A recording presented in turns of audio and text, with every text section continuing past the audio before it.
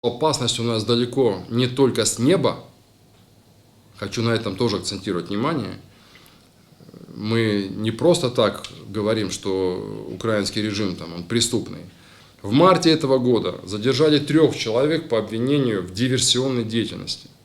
Пытались поджечь релейные шкафы на железной дороге. При этом, кстати, все они подростки, к огромному сожалению. Значит, у нас такие случаи были в прошлом году в Дебесском и Глазовском районах. Там тоже молодые люди. И, пользуясь случаями, хочу ко всем родителям обратиться, к наставникам, к педагогам. Внимательнее за своими детьми, чем они увлекаются. Я знаю каждую из этих ситуаций, нелепость какая-то. По телефону завербовали и за очень небольшие деньги. То есть, по всей видимости, для подростка это было из разряда какой-то игры или что. Подумаешь, подожгу.